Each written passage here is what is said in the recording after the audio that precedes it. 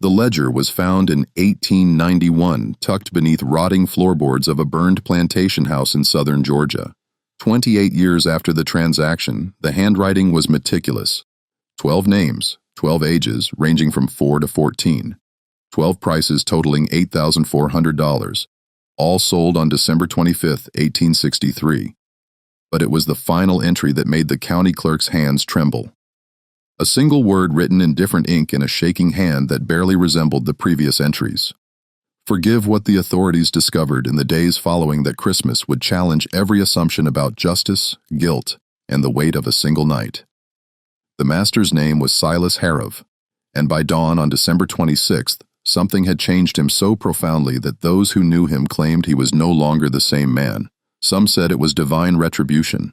Others whispered of something far more terrifying, something that came for him in the darkness of that holy night when the world celebrated peace, and he had committed an act so cruel that even hardened men turned away in disgust. The truth buried in testimonies, letters, and the fragmented memories of those who survived is more disturbing than any legend. Because what happened to Silas Hargrove that night wasn't supernatural, it was entirely, horrifyingly human. And what makes this story even more chilling is snorts, that every detail can be traced back to documented records, witness accounts, and the physical evidence that remained long after everyone involved had turned to dust. Before we continue with the story of Silas Hargrove and the 12 children whose lives he sold for profit on the holiest day of the year, I invite you to subscribe to this channel and hit the notification bell so you never miss stories like this one. And please leave a comment telling us what state or city you're listening from. We love knowing where our audience is. Now, let's uncover what really happened on that Christmas night in 1863. The Hargrove plantation sat 7 miles south of Valdosta, Georgia, on land that had been in the family since 1809. By 1863, it was one of the few states in the region still operating at near full capacity despite the war that had been tearing the nation apart for nearly 3 years. While other planters had lost their labor force to Union raids or Confederate conscription, Silas Hargrove had managed to keep his operation intact through a combination of brutal discipline and geographic isolation. The plantation house itself was an imposing 2-story structure with white columns that had long since grayed with neglect. The paint peeled in long strips, revealing wood darkened by decades of humidity and heat. 6 windows faced the front yard, their glass warped with age, reflecting distorted images of anyone who approached. The roof sagged slightly in the middle, and during heavy rains, water would drip through the ceiling of the second-floor hallway, creating a rhythmic sound that echoed through the empty rooms. Surrounding the main house were the quarters, 23 small cabins arranged in 2 rows, each housing multiple families. The cabins were constructed of rough, hewn pine logs chinked with mud and moss that had to be replaced every spring. Each cabin measured roughly 12 by 14 feet and housed anywhere from 4 to 8 people. There were no windows, only wooden shutters that could be propped open during the day. The floors were packed dirt, and the roofs were made of cypress shingles that leaked during storms. Beyond the quarters stood the cotton fields stretching toward a line of pine trees that marked the edge of Hargrove land. 300 acres of cotton, though only about 200 were actively cultivated by 1863. The soil was red clay, difficult to work, and the yields had been declining for years. But Silas refused to acknowledge the decline, insisting in his ledgers that the land was as productive as it had been in his father's time. Between the fields and the quarters stood the work buildings, a cotton gin house, a blacksmith's forge, a carpentry shop, a smokehouse, and a large barn that stored equipment and served as a punishment site when Silas deemed it necessary. The gin house was the largest structure on the property aside from the main house, a cavernous building with a dirt floor and massive wooden gears that separated cotton fiber from seed. The sound of the gin during harvest season was deafening, a constant grinding and clanking that could be heard for miles. Silas Hargrove was 47 years old in December of 1863. He stood just under 6 feet tall with a thin frame that had grown thinner over the years. His hair, once dark brown, had turned mostly gray, and he wore it combed straight back from a high forehead. His face was angular, all sharp lines and prominent bones, with deep-set eyes that rarely made direct contact with anyone. He had a habit of pursing his lips when he was thinking, creating deep lines around his mouth that made him look perpetually disapproving. Those who dealt with him in business described him as methodical, cold, and obsessed with maintaining control. He kept detailed records of everything: crop yields, weather patterns, expenditures, and the names, ages, and estimated values of every enslaved person on his property. His ledgers filled an entire bookshelf in his study, each one labeled by year and category. He would spend hours reviewing them, making notations in the margins, calculating projections for future harvests. But there was something else in those ledgers, something that wouldn't be discovered until after his death. Interspersed among the business entries were personal observations written in a smaller, more cramped handwriting. Brief notes about the people he enslaved. Ruth's boy Marcus shows aptitude for carpentry. Bess, age 4, sickly, may not survive winter. Thomas learning blacksmith trade, value increasing. These weren't compassionate observations, they were assessments. The same way a farmer might note which livestock were thriving and which were failing. Silas had been raised to view slavery as a natural order, an economic necessity, and a social structure ordained by God. His father, Nathaniel Hargrove, had owned the plantation before him and had instilled in Silas a rigid worldview. There were those who were meant to lead and those who were meant to serve. Questioning this order was not only foolish, but dangerous. It threatened the entire foundation of their society. Nathaniel had died in 1856, leaving the plantation to Silas, his only surviving son. Silas's older brother James had been killed in a hunting accident in 1849, and his younger brother Robert had died of yellow fever in 1852. This left Silas as the sole heir, a responsibility he took with grim seriousness.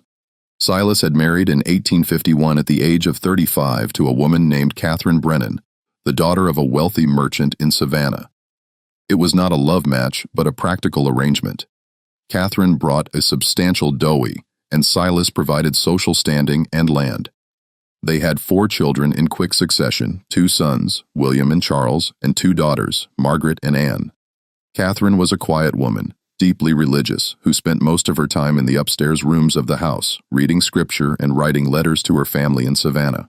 She rarely ventured into the fields or the quarters, and she never questioned Silas's management of the plantation. But those who knew her said she seemed perpetually sad, as if she carried a weight she couldn't name. In 1859, Catherine became pregnant with their 5th child. The pregnancy was difficult from the start. She was weak, often bedridden, and by the 8th month it was clear something was wrong. On a cold night in November, she went into labor. The baby, a boy, was born stillborn. Catherine hemorrhaged and died 3 hours later at the age of 32. Silas had her buried in the family cemetery, a small plot on a hill overlooking the cotton fields. He commissioned a marble headstone with her name, dates, and a single line from Proverbs. She openeth her mouth with wisdom, and in her tongue is the law of kindness. He never visited the grave after the funeral. The children were sent to live with Catherine's sister in Savannah shortly after their mother's death. Silas told people it was for their education and safety, but those close to the family suspected the real reason. He couldn't bear to look at them. They reminded him of Catherine, and Catherine reminded him of failure. He had failed to protect her, failed to give her a life of happiness, failed to be anything more than a cold, distant husband. With the children gone, Silas retreated further into his work.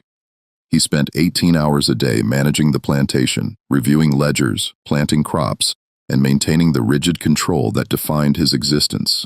He ate alone, slept alone, and spoke only when necessary. The enslaved families learned to avoid him when possible, to move quietly when he was near, to never meet his eyes. His only regular companion was Dutch Keller, the overseer. Dutch was a large man, over 6 feet tall and heavily muscled, with a thick red beard and small, cold eyes. He had worked on the plantation since 1857, hired by Silas's father shortly before Nathaniel's death. Dutch was efficient, brutal when he deemed it necessary, and utterly loyal to Silas. He lived in a small house near the gin, separate from both the main house and the quarters, a physical representation of his position, above the enslaved but below the master. Dutch handled the day-to-day operations of the plantation, assigning work, distributing rations, maintaining discipline. Silas trusted him completely, perhaps because Dutch never questioned orders and never showed any sign of moral conflict about the nature of their work.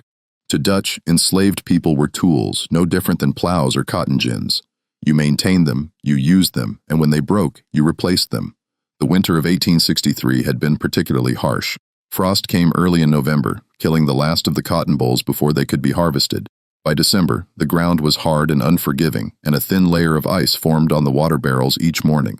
The enslaved families huddled in their cabins at night, burning what little firewood they were allotted, trying to keep warm in structures that were never designed for comfort. The cotton harvest had been the worst in a decade. Silas calculated that he had lost nearly 40% of his expected yield. The bales that were harvested were of poor quality, fetching lower prices at market, and the market itself was in chaos. The Confederate dollar was nearly worthless. Inflation was rampant, and creditors were demanding payment in gold or goods.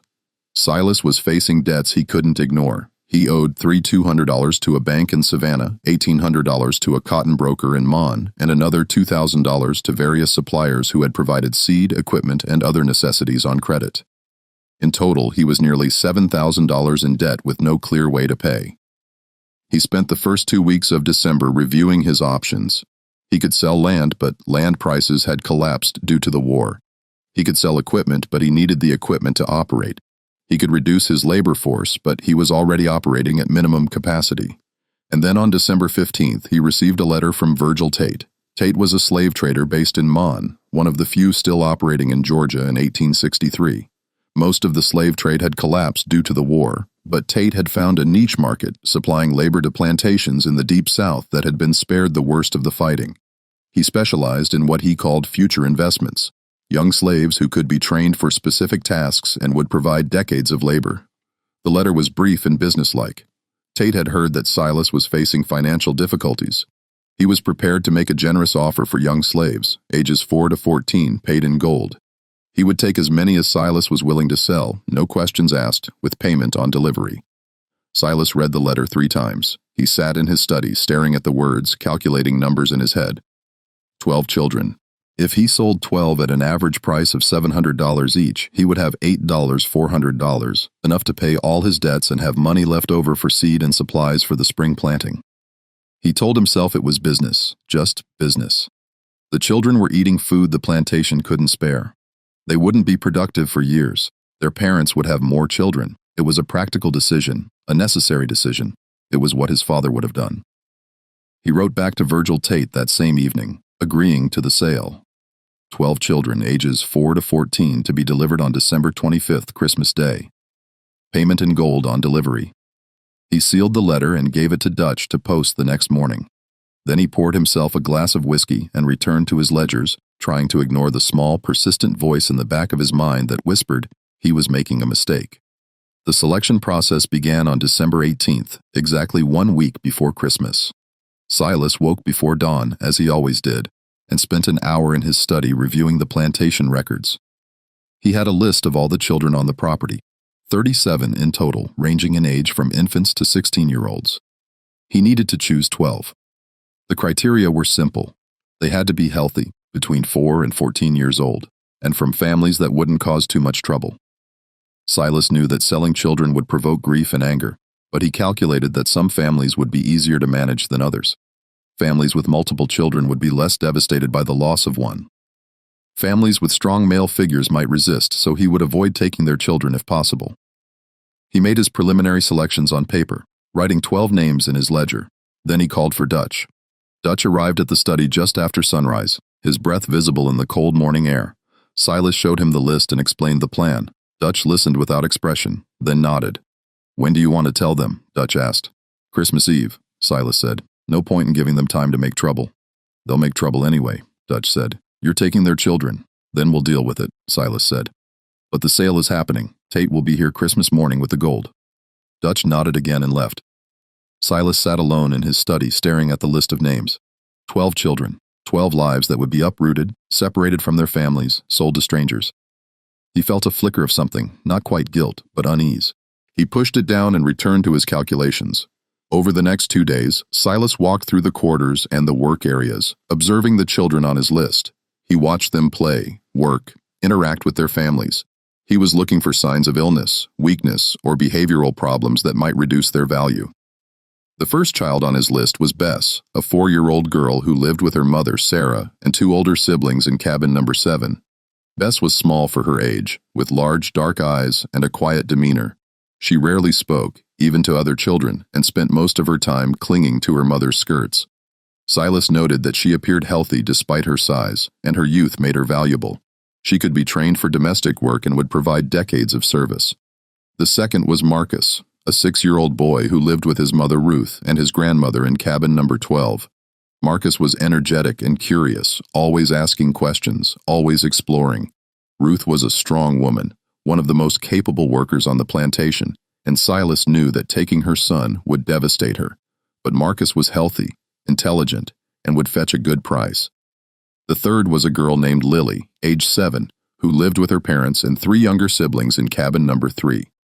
Lily helped her mother with the younger children and was already learning to sew and cook. She was quiet and obedient, traits that would make her valuable in a domestic setting. The fourth was a boy named Samuel, age 8, who lived with his father, a blacksmith named Joseph, and his mother in cabin number 15. Samuel was apprenticing with his father, learning the trade, and showed considerable skill for his age. Silas hesitated on this one. Joseph was a strong, respected figure in the enslaved community, and taking his son might provoke resistance. But Samuel's skills made him valuable, and Silas decided the risk was worth it. The fifth was a girl named Grace, age 9, who lived with her mother and 2 sisters in cabin number 8. Grace was tall for her age, strong, and already working in the fields alongside the adults. She rarely smiled, and there was a hardness in her eyes that Silas found unsettling. But she was healthy and capable, and that was all that mattered. The sixth was a boy named Daniel, aged 10, who lived with his parents and an older brother in cabin number 19. Daniel was small and wiry with quick hands and a sharp mind. He had been helping in the carpentry shop and showed aptitude for detailed work. His parents were quiet, unlikely to cause trouble, which made him a safe choice. The seventh was a girl named Hannah, aged 10, who lived with her mother and grandmother in cabin number 5. Hannah was cheerful and talkative, always singing while she worked. Her mother, a woman named Esther, was one of the house servants, which meant Hannah had been exposed to domestic work from a young age. She would be easy to train and valuable in a household setting. The eighth was a boy named Isaac, age 11, who lived with his parents and 3 younger siblings in cabin number 21. Isaac was serious and responsible, often taking care of his younger siblings while his parents worked. He was literate. His mother had secretly taught him to read, using a Bible she had hidden. Though Silas didn't know this, Isaac's intelligence and maturity made him valuable. The ninth was a girl named Abigail, age 12, who lived with her mother and 2 younger brothers in cabin number 9. Abigail was beautiful with delicate features and a graceful manner.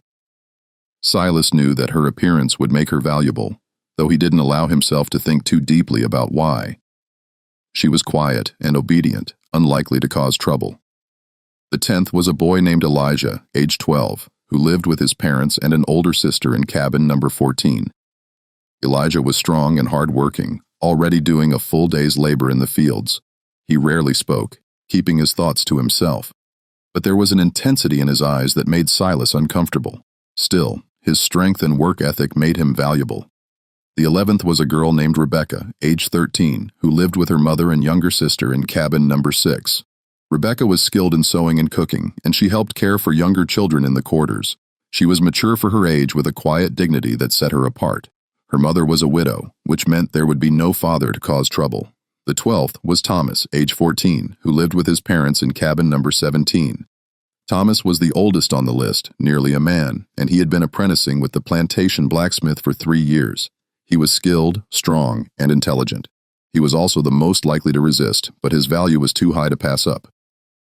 12 children, 4 girls, 8 boys, ages 4 to 14.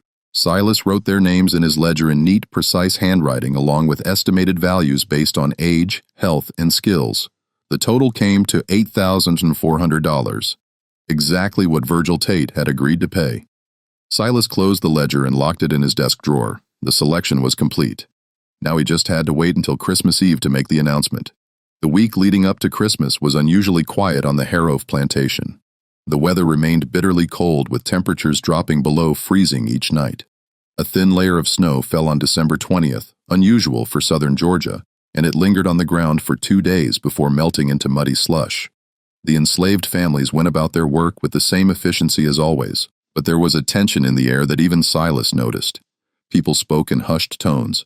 Children played more quietly than usual. There were no songs in the fields, no laughter in the quarters.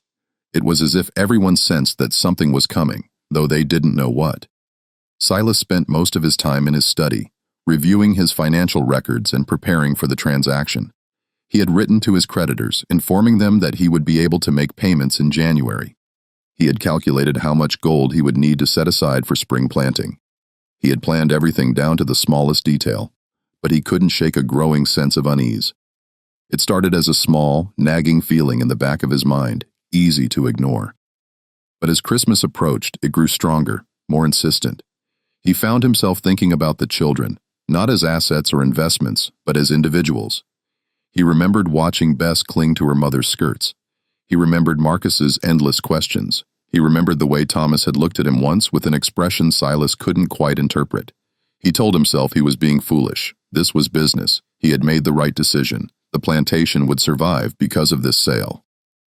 That was all that mattered. On December 22nd, Dutch came to the study with a concern. Several of the enslaved families had been asking about Christmas. Traditionally, Christmas was one of the few days when they were given a break from work and allowed to celebrate with extra rations and small gifts. They wanted to know if the tradition would continue this year. Silas considered the question. Part of him wanted to cancel the celebration entirely. It seemed hypocritical to give them a day of rest when he was about to sell 12 of their children. But he also knew that canceling Christmas would raise suspicions and might provoke resistance before the sale could be completed. "Tell them Christmas will be observed as usual," Silas said. "Extra rations on Christmas Eve, no work on Christmas Day." Dutch nodded and left. Silas returned to his ledgers, but he couldn't concentrate. He kept thinking about the announcement he would have to make on Christmas Eve. He imagined the mothers' faces when they heard their children's names.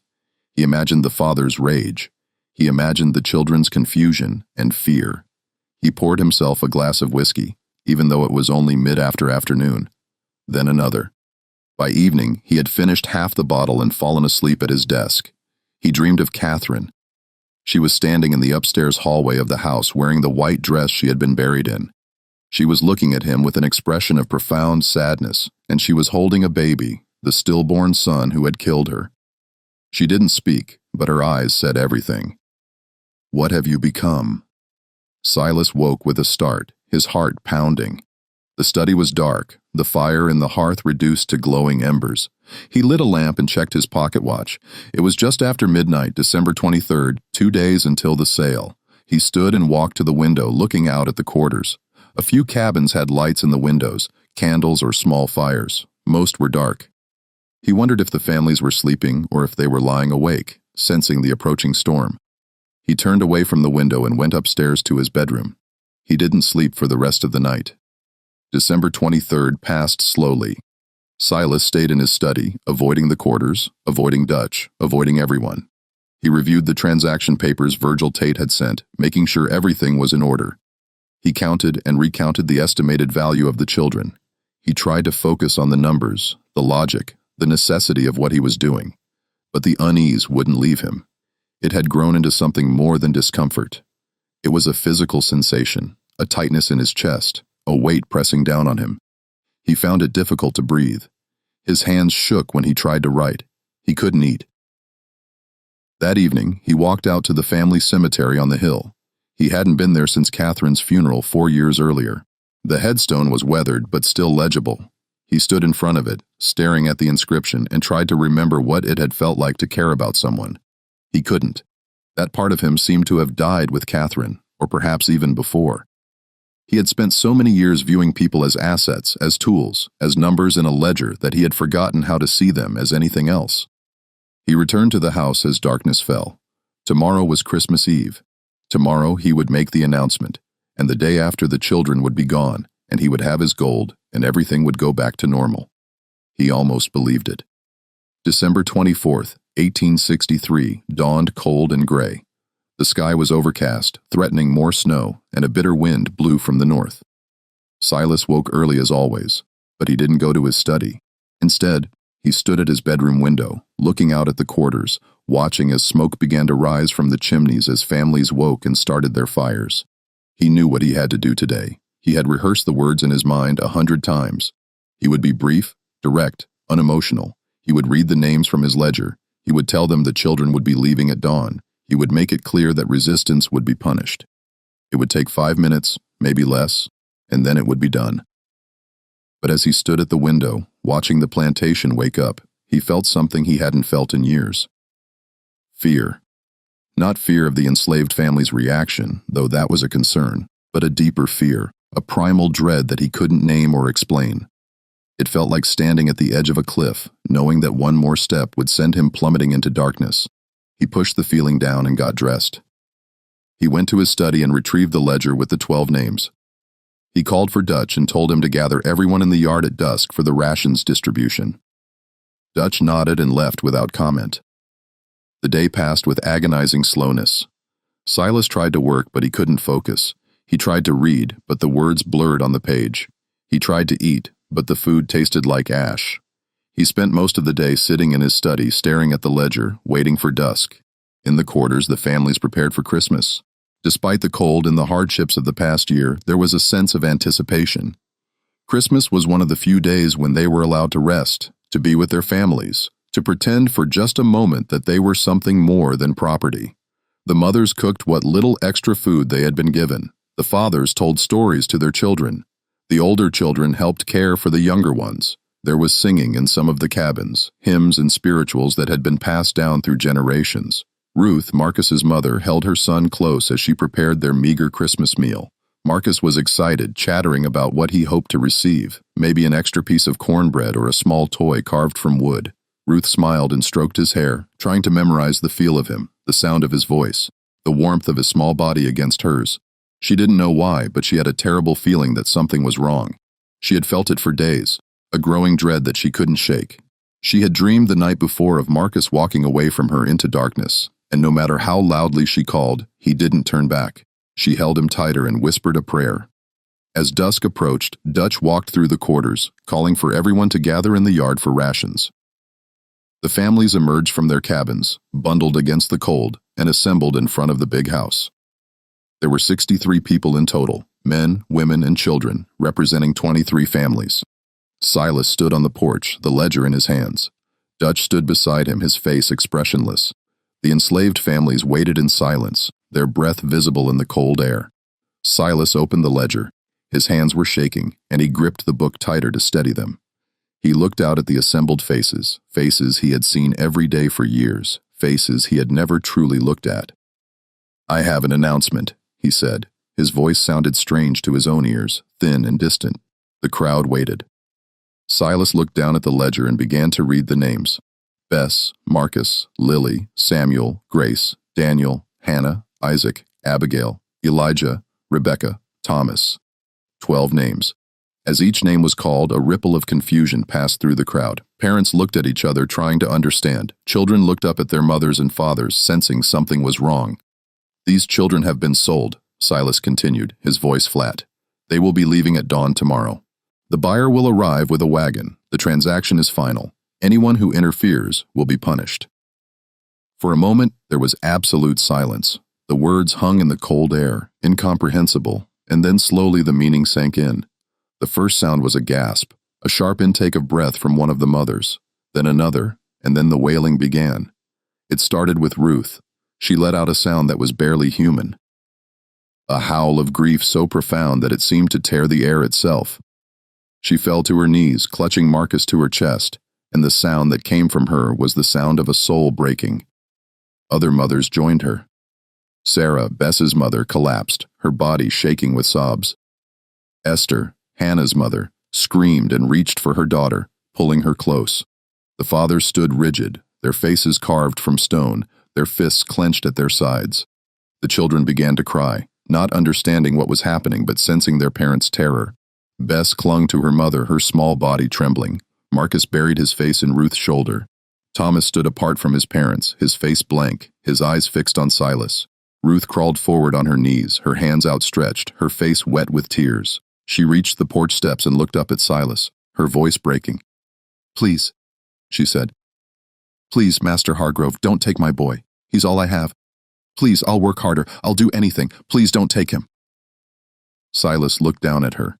He saw the desperation in her eyes, the absolute terror. He saw Marcus clinging to her, his small face pressed against her neck. And for a moment, just a moment, he felt something crack inside him. But then he remembered the debts, the creditors, the plantation, the necessity of survival. He hardened his expression and said the words that would haunt him for the rest of his life.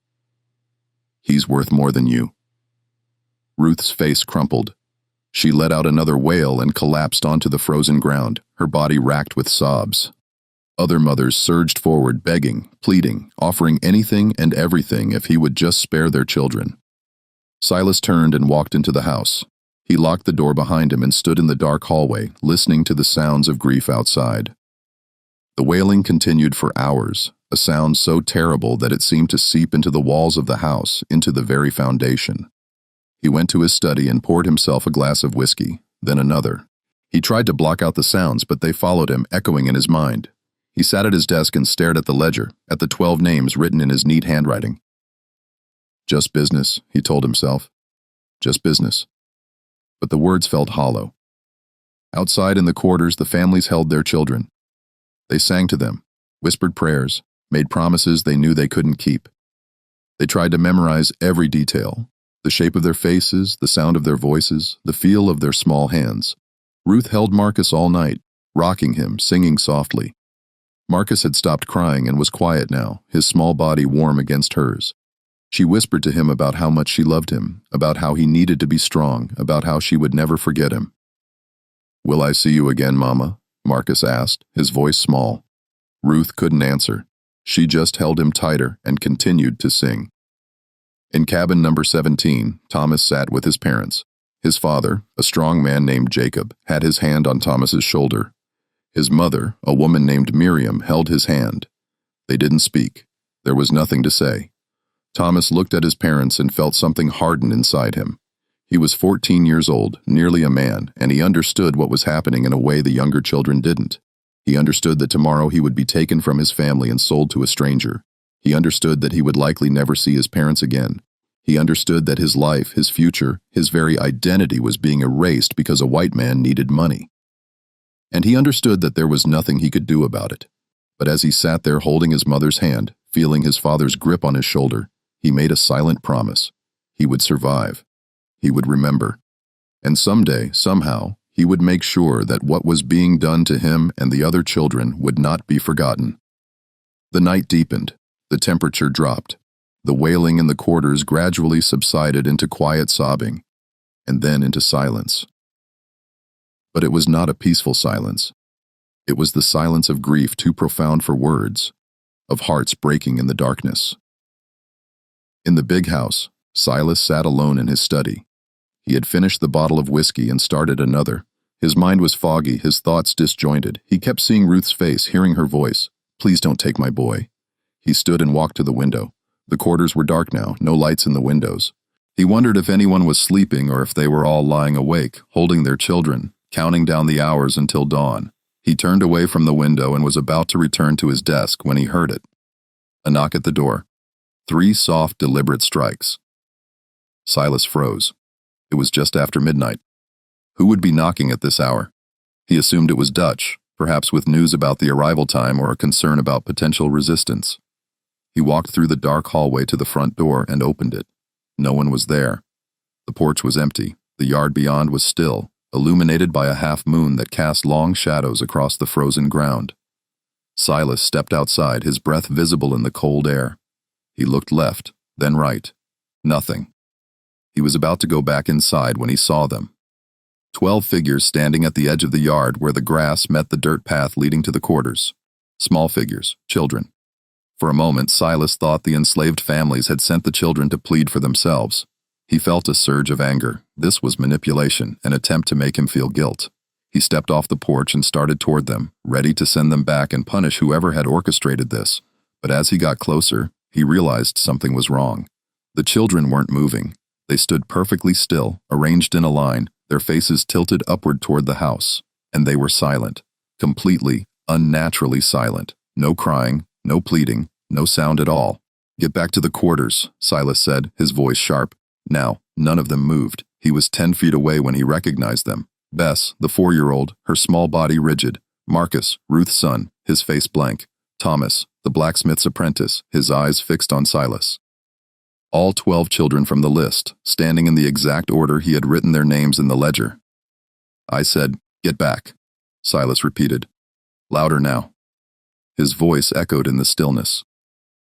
The children didn't respond. They didn't blink. They simply stared at him with expressions he couldn't read. Not fear, not defiance, but something else. Something that made his skin prickle despite the cold. And then slowly they began to move. Not toward him, not away. They simply turned in perfect unison and started walking toward the cotton fields. Silas stood frozen, watching them disappear into the darkness beyond the reach of the moonlight. His heart was pounding, though he couldn't explain why. They were just children, enslaved children who would be gone by noon tomorrow. This changed nothing. But as he stood there in the cold, watching the darkness where they had vanished, he felt that fear again. The primal dread that had been growing all day. It was stronger now, almost overwhelming. He went back inside, locked the door, and returned to his study. He poured another glass of whiskey and tried to steady his shaking hands. Just children, he told himself. Just a trick to make me feel guilty. It won't work. But he couldn't shake the image of their faces. The way they had stared at him, the absolute silence. The way they had moved in perfect unison, as if controlled by a single mind. He tried to return to his ledger, but the numbers blurred. He tried to sleep, but every time he closed his eyes, he saw them standing in that line, their small bodies rigid, their eyes fixed on him. At 2 o'clock in the morning, he heard singing. If you're feeling the weight of this story, imagine how those families felt on that Christmas Eve. Before we continue to the most disturbing part of this night, take a moment to like this video and share it with someone who appreciates true historical mysteries. Your support helps us bring these forgotten stories to light. Now let's discover what happened when Silas heard that singing in the darkness. The singing was faint at first, barely audible over the wind that rattled the windows of the big house. It seemed to come from everywhere and nowhere at once. A melody that Silas didn't recognize, sung in voices too young to carry such weight. The tune was slow, mournful, with a rhythm that felt wrong, discordant, like a hymn sung backward, or a lullaby twisted into something dark. Silas stood in his study, the whiskey glass frozen halfway to his lips. He listened, trying to determine where the sound was coming from. It seemed to drift through the walls like smoke, seeping into every corner of the house. He went to the window and looked out. The yard was empty. The quarters were dark, but the singing continued rising and falling in waves that made his chest tighten. He grabbed his coat and a lantern and went outside. The moment he stepped off the porch, the singing stopped. The silence that followed was worse. It was total oppressive, as if the world itself had stopped breathing. No wind, no insects, no distant sounds of animals in the woods, no creaking of trees or rustling of leaves, just silence, so complete that Silas could hear his own heartbeat pounding in his ears. He held the lantern high and walked toward the quarters. His boots crunched on the frozen ground, each step unnaturally loud in the stillness. He expected to find the families awake, perhaps gathered in one of the cabins, perhaps singing to comfort themselves. But every door was closed, every window dark. He knocked on the nearest door, cabin number 7, where Bess lived with her mother Sarah. No answer. He knocked again, harder. Still nothing. He pushed the door open. Inside, Sarah lay on a pallet with her 2 older children, all 3 of them asleep.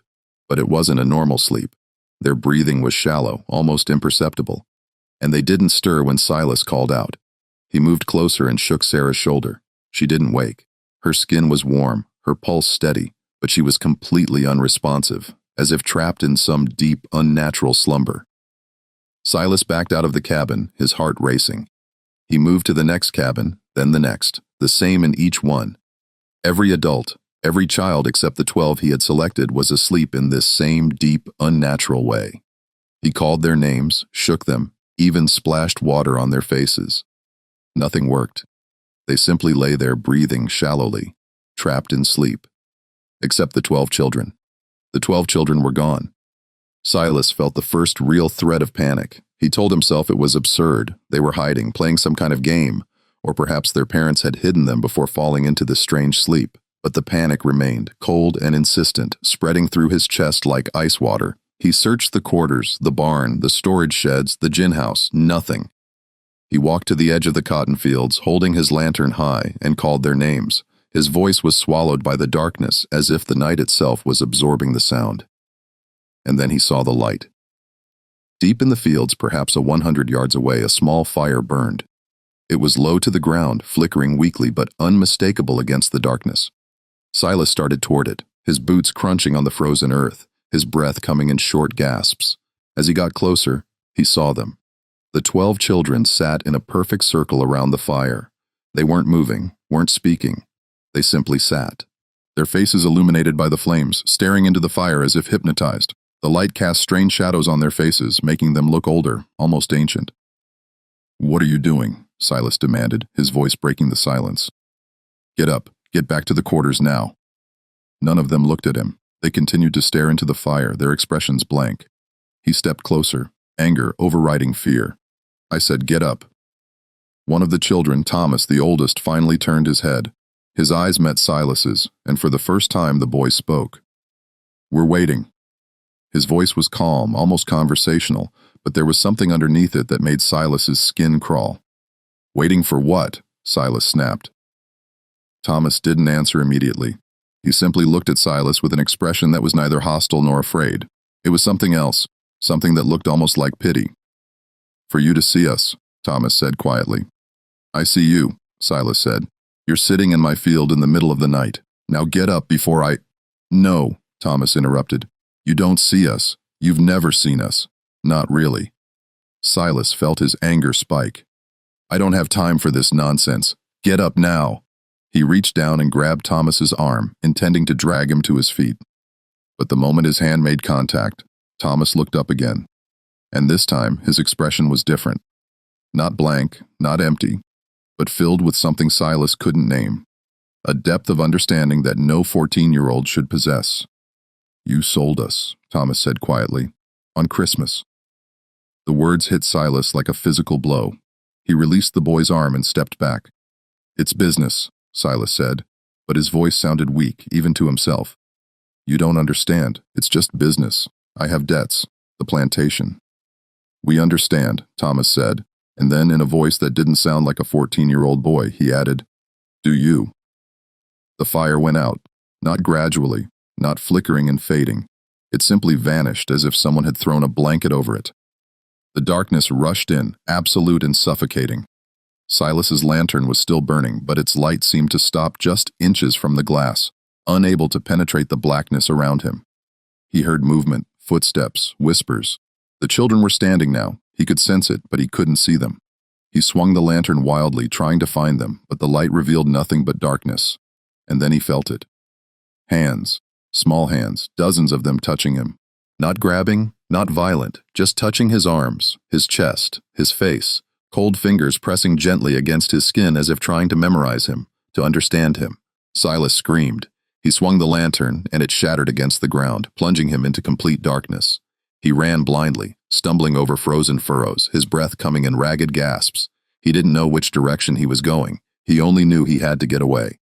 The hands followed him. They touched his back, his shoulders, his neck. Light touches almost gentle but relentless. And with each touch he felt something, a flash of emotion, a fragment of memory that wasn't his own. He felt terror. The terror of a 4-year-old child being torn from her mother's arms. He felt confusion, the confusion of a 6-year-old boy who didn't understand why he was being taken away. He felt grief, the grief of a mother watching her child disappear into darkness. He felt rage, the rage of a father who couldn't protect his family. He felt despair, the despair of children who had been told they were worthless, that they were property, that their lives had no value beyond what someone was willing to pay. Each emotion hit him like a wave, overwhelming, suffocating. He tried to push them away to block them out, but they kept coming faster and faster until he couldn't tell where his own feelings ended and theirs began. He ran until his legs gave out, and he collapsed onto the frozen ground, gasping, his heart hammering in his chest. The hands were gone. The darkness was gone. He was lying in the yard in front of the big house, and the sky was beginning to lighten with the first hint of dawn. He opened his eyes and saw them. The 12 children standing on the porch watching him. They didn't speak. They didn't move. They simply stood there silent and still as the sun began to rise behind them. Silas staggered to his feet, his body shaking, his mind reeling. He stumbled into the house, locked the door, dragged a chair against it, and collapsed onto the floor of his study. His clothes were torn, his hands bleeding from where he had fallen.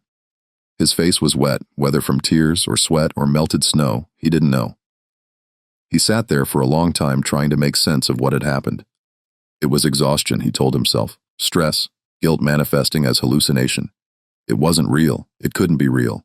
But when he looked down at his hands, he saw the dirt under his nails, the scratches on his palms, and when he looked at the window, he saw them still standing there watching.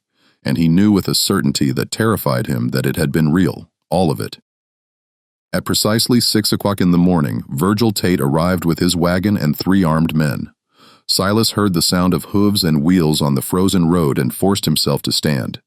His body ached, his head pounded, and his hands wouldn't stop shaking. He looked at himself in the mirror above his desk and barely recognized the man staring back. His face was pale, his eyes bloodshot and sunken, his hair disheveled. He looked like he had aged a decade overnight. He straightened his clothes as best he could and walked to the front door. He took a deep breath, trying to steady himself, and opened it. Virgil Tate was a large man, over 60 tall and heavily built, with a thick black beard and cold, calculating eyes. He wore a long coat and a wide-brimmed hat, and he carried himself with the confidence of a man who had done this transaction 100 times before. Behind him, 3 men sat on the wagon, all armed with rifles, all watching Silas with expressions of bored indifference. "Hargrove," Tate said, his voice gruff. "You have them ready?" Silas opened his mouth to respond, but no words came out. He looked past Tate to the yard where the 12 children still stood in a line, exactly as they had been, waiting. But something was different now. In the growing light of dawn, he could see their faces clearly, and what he saw made his breath catch in his throat. They weren't blank anymore. They weren't empty. Their eyes were filled with something he finally recognized, something he had been too blind to see before: humanity. They were children, just children, children who were terrified, confused, grieving, children who had families, who had dreams, who had futures that were being stolen from them, children who were exactly like his own sons and daughters, except for the color of their skin and the accident of their birth. And he was about to sell them on Christmas morning for gold. "Well," Tate said impatiently, "let's done. I have another stop in Thomasville." Silas looked at the children, at Bess, the 4-year-old, her small body trembling; at Marcus, Ruth's son, his eyes wide with fear; at Thomas, the blacksmith's apprentice, who was looking at him with that same expression of understanding, of pity. And in that moment, Silas Hargrove understood something that would haunt him for the rest of his life. They knew exactly what he was. They knew what he had chosen, and they knew that he would have to live with it. The weight of that knowledge was crushing. It pressed down on him, suffocating him. And he realized that this was what they had shown him in the darkness. Not revenge, not punishment, but truth. The simple, unbearable truth of what he was doing. He thought about the gold, about the debts, about the plantation, about everything he had told himself to justify this decision. And he realized that none of it mattered. None of it was worth this. "No," Silas said quietly. Tate frowned. "What?" "No," Silas repeated louder now. His voice was shaking, but there was a firmness underneath it that surprised even him. "The sale is off." Tate's expression darkened. "The hell it is. We have a contract. I have your signature.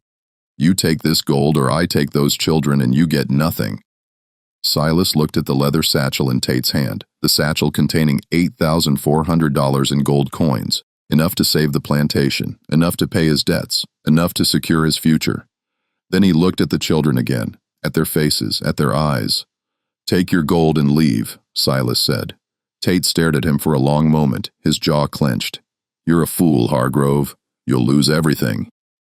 "I know," Silas said, and he did. He knew that without the gold, he would default on his debts. The creditors would seize the plantation. He would lose everything his family had built over 3 generations. He would be ruined. But he also knew that if he went through with this sale, he would lose something far more important. He would lose whatever remained of his humanity. He would become something he could never come back from. Tate spat on the ground. "Your funeral." He turned to his men. "Let's go. We're wasting time here." The wagon turned and started back down the road. The sound of hooves and wheels faded into the morning. Silas stood on the porch watching them disappear and felt something inside him break and reform at the same time. He looked at the children. Slowly, one by one, they turned and walked back toward the quarters. By the time the sun was fully up, they were gone. Silas stood on the porch for a long time after the children left, staring at the empty yard. The sun was rising, casting long shadows across the frozen ground, and the world was beginning to wake up. He could hear sounds from the quarters now, doors opening, voices calling out the normal sounds of morning.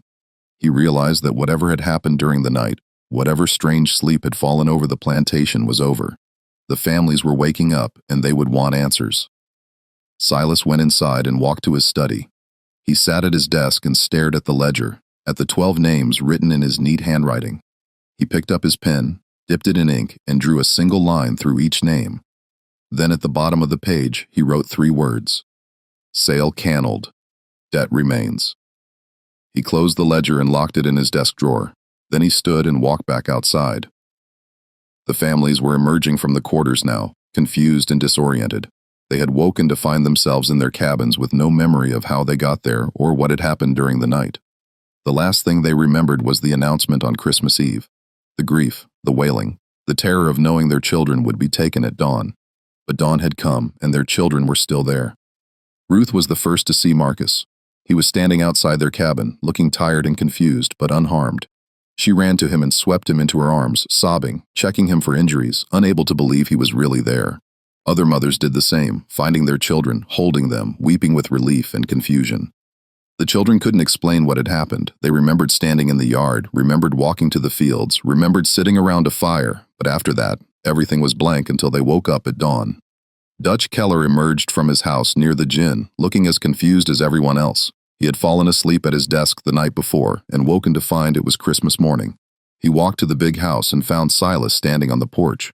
"What happened?" Dutch asked. "Where's Tate? Did the sale go through?" "No," Silas said. "I canceled it." Dutch stared at him. "You what?"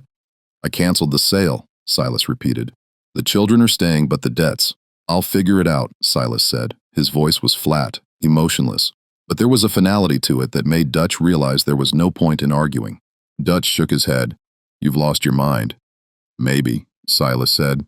"Or maybe I just found it." Dutch left, muttering under his breath. Silas remained on the porch watching as the families slowly realized what had happened. The children weren't being taken. They were safe.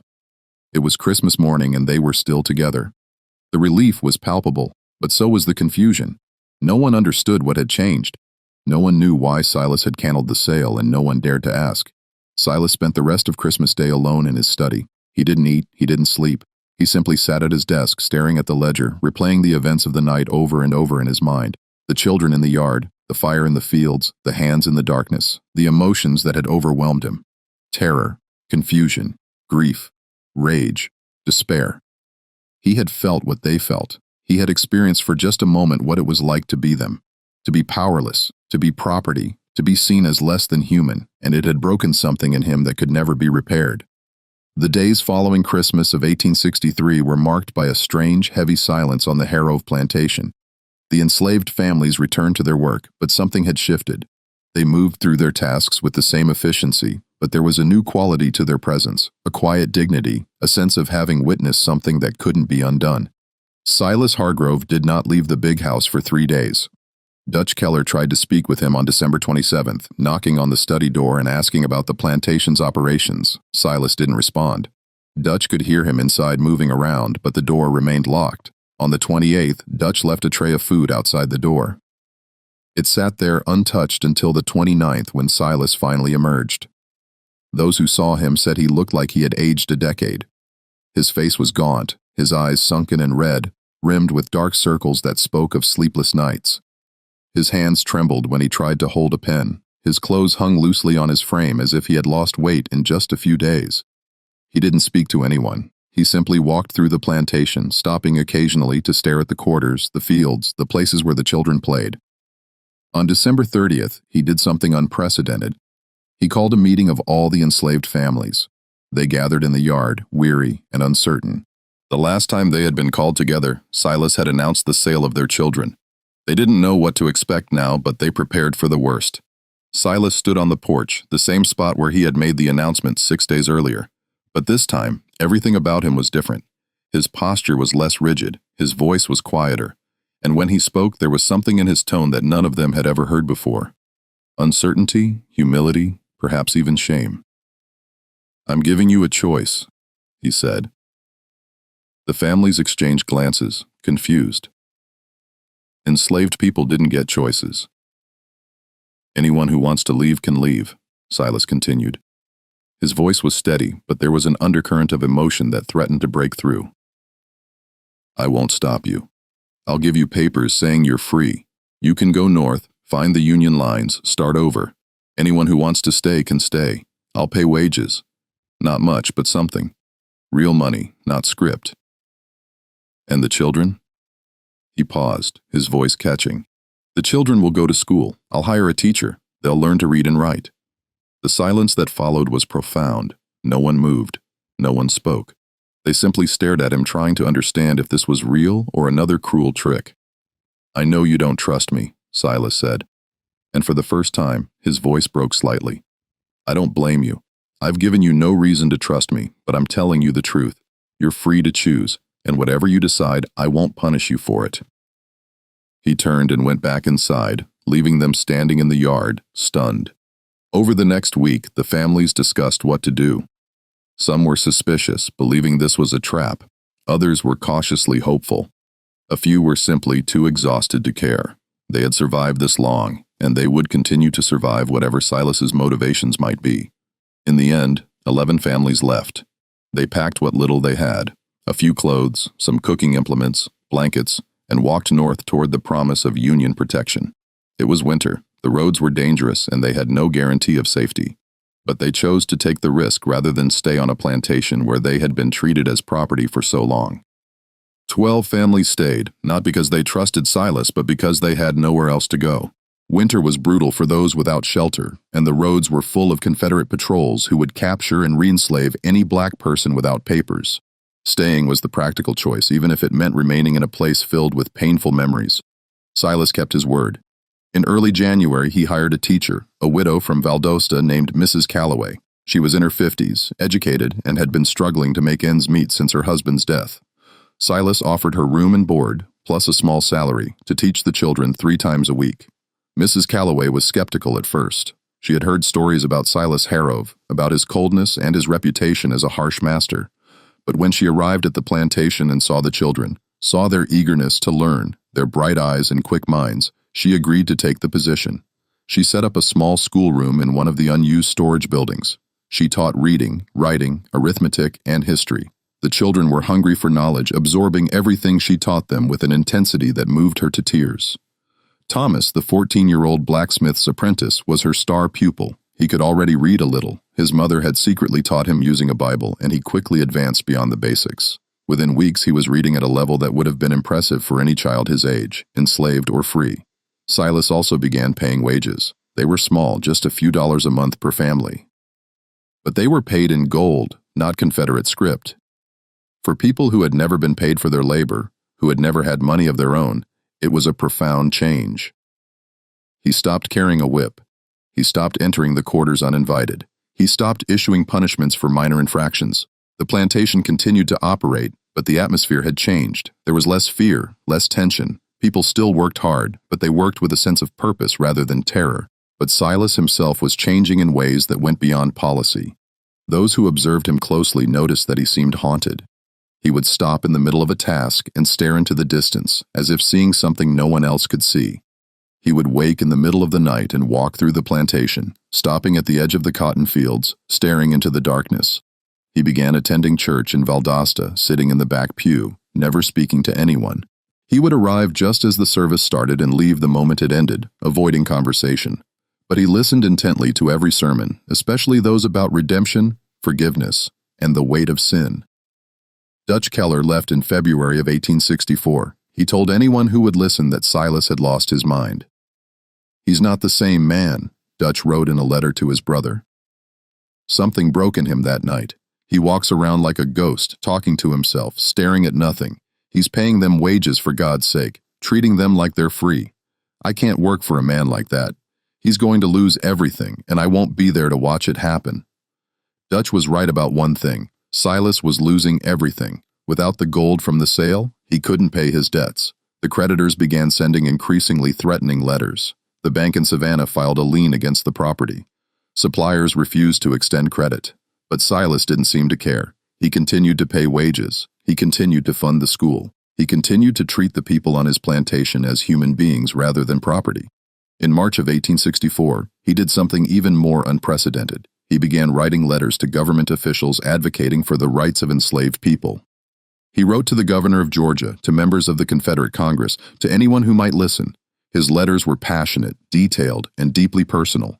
In one letter discovered years later in the state archives, he wrote, "I have spent my life believing that slavery was a natural order, a necessary institution, a system ordained by God. I was wrong. I have seen the faces of children torn from their mothers. I have heard the wails of parents who know they will never see their sons and daughters again. I have felt for just a moment the terror and despair of those who are treated as property rather than people. And I can no longer remain silent. This system is evil. It destroys not only those who are enslaved, but also those who enslave. It corrupts the soul and blinds us to the humanity of our fellow man. I do not expect forgiveness for my role in perpetuating this evil. But I can at least speak the truth, even if no one listens." The letters were ignored. Some were mocked. A few resulted in threats.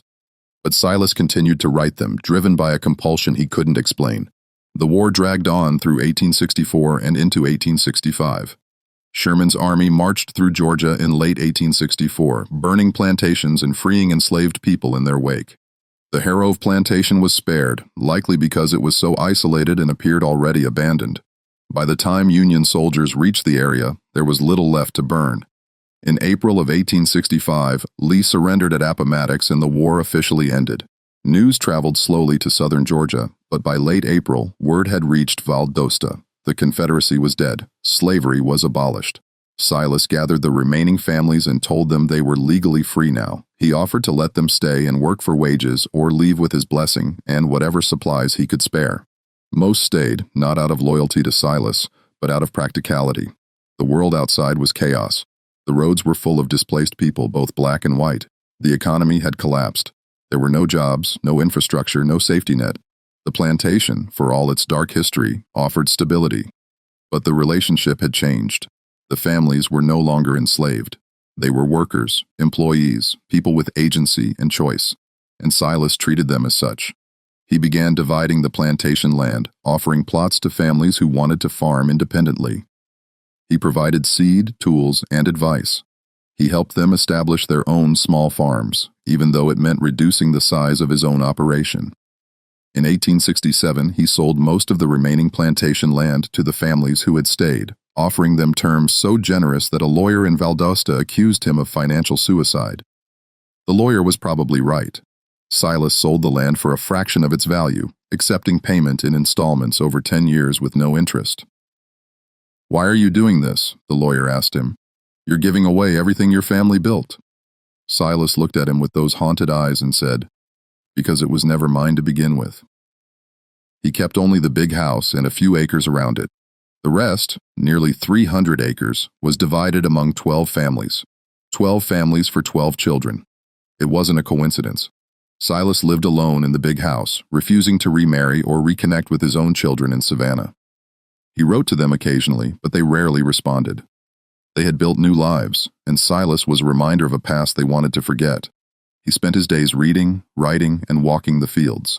He continued to attend church, continued to write letters advocating for the rights of formerly enslaved people, continued to live with the weight of what he had done. And every Christmas Eve he would stand in the yard at midnight in the exact spot where he had seen the 12 children, and he would stay there until dawn. No one knew what he was doing. Some thought he was praying, others thought he was keeping vigil. A few believed he was waiting for something or someone to return. Mrs. Calloway, who continued to teach at the school even after the war ended, once asked him about it. "Why do you stand out there every Christmas Eve?" she asked. Silas was silent for a long time. Then he said, "Because I need to remember." "Remember what?" "What I almost did, what I was, and what they showed me." "The children." Silas nodded. "They didn't curse me. They didn't harm me. They simply made me see, made me feel what they felt. And it changed me in a way I can't explain. Every Christmas Eve, I stand in that spot and remember, because if I forget, even for a moment, I might become that man again." In 1872, Silas Hargrove fell ill. It started as a persistent cough in October, then progressed to fever and weakness by November. By December, he was bedridden, his body frail, but his mind still sharp. Mrs. Calloway visited him regularly, bringing him food and medicine, sitting with him when he was too weak to be alone. She had grown to respect him over the years, though she never fully understood him. He was a man haunted by his past, driven by guilt and a desperate need for redemption. "Do you have any regrets?" she asked him one afternoon in mid-December, sitting beside his bed. Silas was silent for a long time, staring at the ceiling. Then he said, "Only one. That it took me so long to see them as human. The children, all of them," Silas said. "Every single person I owned. I told myself it was business. I told myself it was the way things were. I told myself I was a good master, that I treated them well compared to others. But that night, he trailed off, his eyes distant. That night they showed me what I really was, and I couldn't unsee it." "What did they show you, Mrs.?" Calloway asked gently. Silas looked at her, his eyes filled with something between sorrow and terror. "That I was the monster, not them, me. I was the one who stole lives, who destroyed families, who treated human beings as property. And the worst part is, I did it all while believing I was righteous, that I was doing what was necessary, what was natural. They showed me the truth and it destroyed me. But it also saved me." "Saved you from what?" "From becoming something I could never come back from." Silas said, "If I had sold those children, if I had gone through with it, I would have crossed a line that couldn't be uncrossed. I would have become something less than human myself. They saved me from that, and I've spent every day since trying to be worthy of that gift." On December 20th, Silas asked Mrs. Calloway to bring him his journals. He had been keeping detailed personal journals since that Christmas night in 1863, filling page after page with his thoughts, his memories, his attempts to understand what had happened. He spent 3 days reviewing them, making notes in the margins, adding final entries. On December 23rd, he sealed them in a metal box and gave them to Mrs. Calloway. "Keep these safe," he said. "Someday someone might want to know what really happened, what I did, and what they did to save me from myself."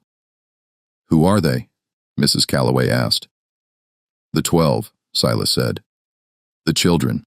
They're grown now, scattered across the country.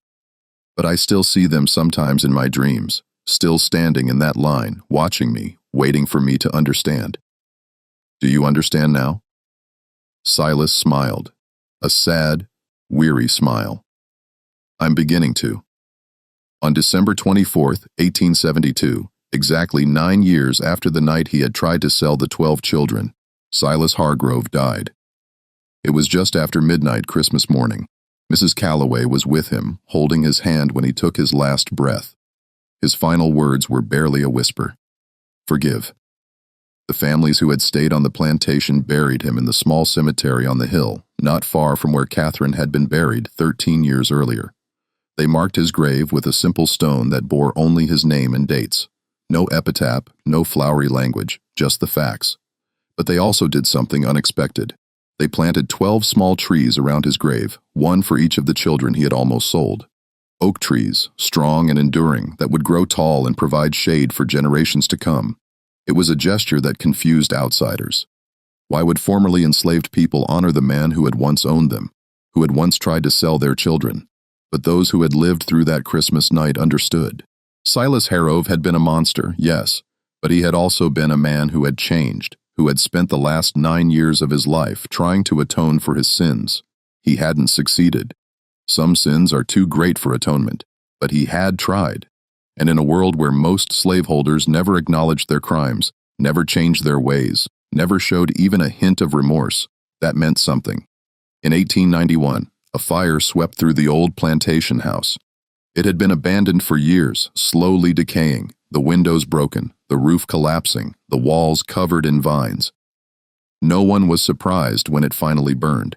Lightning strike, most people assumed, or perhaps a vagrant's campfire that got out of control.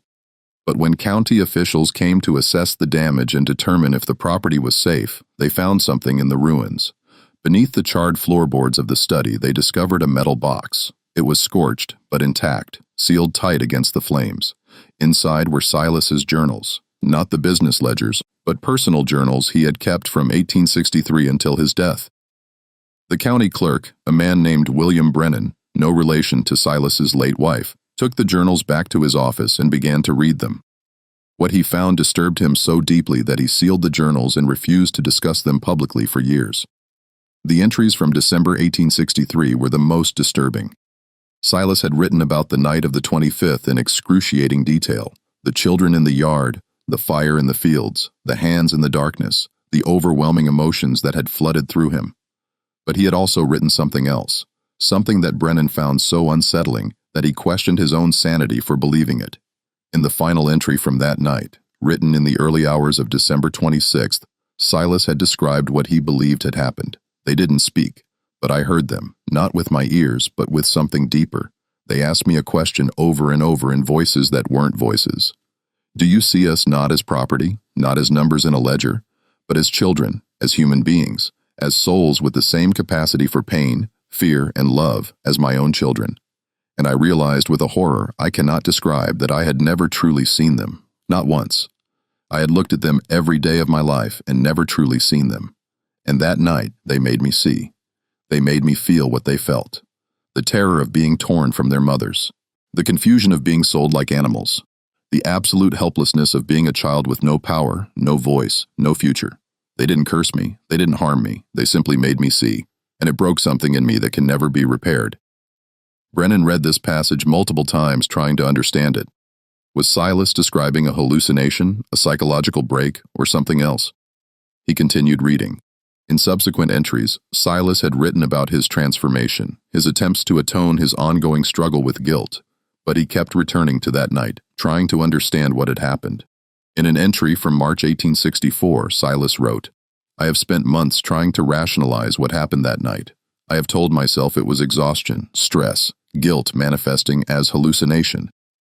But I cannot escape the feeling that it was real, that somehow those 12 children found a way to show me the truth of what I was doing. Not through violence or revenge, but through empathy. They made me feel what they felt, and in doing so, they saved me from becoming something irredeemable." In an entry from December 1865, he wrote, "I stood in the yard again tonight, on the anniversary of that night. I half expected them to appear to stand in that line and watch me as they did 2 years ago. But they didn't come, perhaps because they don't need to. I see them every day in every child's face, in every parent's love for their child. They are always with me, reminding me of what I almost did, of what I was, and of what I must never become again."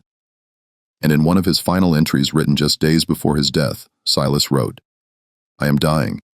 I can feel it in my bones, in the weakness that grows stronger each day. I am not afraid of death. I am afraid of judgment. Not the judgment of God, though that terrifies me as well, but the judgment of those 12 children, now grown, scattered across this country. Did I do enough? Did my attempts at atonement mean anything, or was I simply a monster trying to ease his conscience before the end? I don't know. I will never know. But I hope I pray that they can forgive me, not for what I did, because that is unforgivable, but for what I almost did, and for spending the rest of my life trying to be better than the man I was." Brennan closed the journal and sat in silence for a long time. He didn't know what to make of it. The story was too strange, too disturbing, too impossible to believe. And yet, there was something about Silas's words, about the raw honesty and pain in them that made him think it might be true.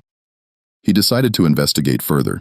He began tracking down descendants of the families who had lived on the Hargrove plantation, interviewing them, asking about their memories and the stories passed down through their families. What he discovered complicated the narrative even further. Several descendants mentioned the night the children walked, describing it as a real event, not a hallucination. They said their grandparents or great-grandparents had spoken of it, had described waking up on Christmas morning to find their children safe with no memory of the night before.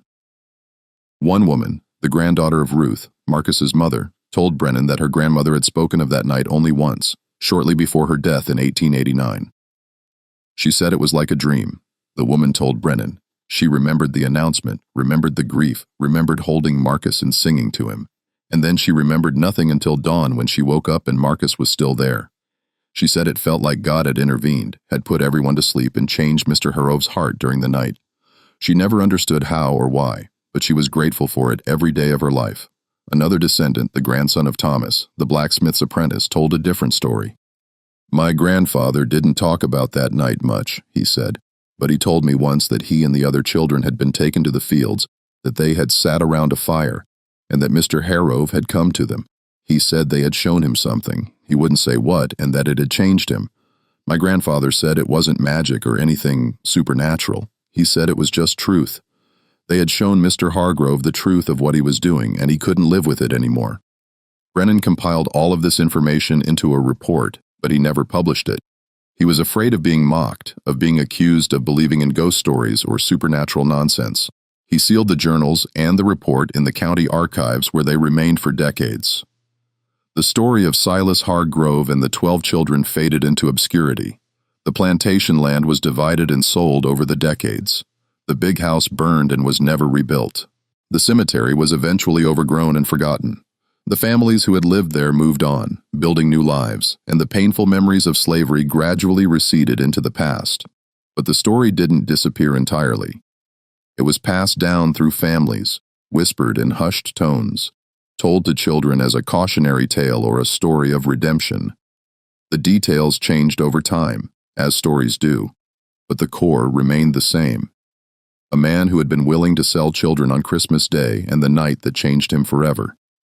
In 1923, a historian researching Reconstruction-era Georgia tracked down 3 of the 12 children, now elderly, and asked them about their experiences on the Hargrove plantation. 2 refused to discuss it. The third, a woman named Bess, the youngest of the 12, who had been only 4 years old that Christmas, agreed to speak, but only briefly. "I don't remember much," she said, her voice thin and wavering with age. "I was too young. But I remember my mama holding me that night, crying like the world was ending, and I remember waking up the next morning and everything was different. Mr. Hargrove was different, like something had died in him. My mama said it was a miracle. She said God had touched his heart, but I don't think it was God." When the historian asked what she thought it was, Bess was quiet for a long time. Then she said, "I think he finally saw us. Really saw us. And it killed the part of him that could live with what he'd done."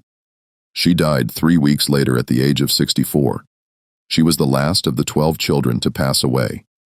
In 1979, a historian named Dr. Raymond Collier published a book titled The Christmas Reckoning: Guilt and Redemption on a Georgia Plantation.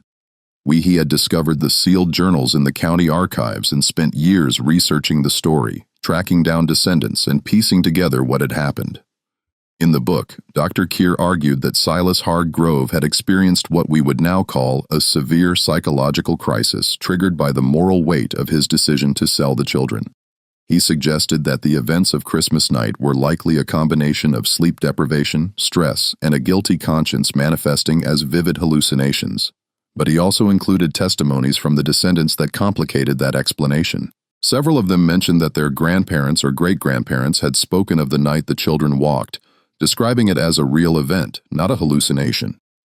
They said the children had been found in the fields at dawn, cold and disoriented with no memory of how they got there. Dr. Collier couldn't explain that. He noted it in his book as an unresolved discrepancy and moved on. But in his private notes discovered after his death in 2003, he wrote something different. "I don't know what happened on that plantation on Christmas night 1863. I've spent years trying to find a rational explanation, and I can't. The testimonies are too consistent, the details too specific. Either an entire community conspired to create an elaborate fiction, or something happened that defies easy explanation. I'm a historian. I deal in facts, but sometimes facts lead you to places where reason can't follow. Maybe Silas Hargrove did hallucinate. Or maybe for one night, 12 children found a way to make a man see the truth of what he was doing. Not through violence, not through revenge, but through the simple, unbearable act of being seen, of being recognized as human. And maybe that was more powerful than any punishment could ever be. The Hargrove plantation no longer exists. The land was subdivided and sold over the decades, and now it's a mix of farmland and residential properties. The big house burned in 1891, and nothing was ever rebuilt on the site. The cemetery where Silas was buried was eventually overgrown and forgotten, though local historians believe they have identified its location, but the 12 oak trees remain. In 2015, a land survey team working in the area discovered a cluster of 12 massive oak trees arranged in a circle on a small hill. The trees were estimated to be over 140 years old, dating back to the 1870s. At the center of the circle, partially buried and covered in moss, was a weathered gravestone bearing the name Silas Hargrove and the dates 1816-1872. The discovery sparked renewed interest in the story. Local historians researched the site and confirmed that it was indeed the old Hargrove Plantation Cemetery.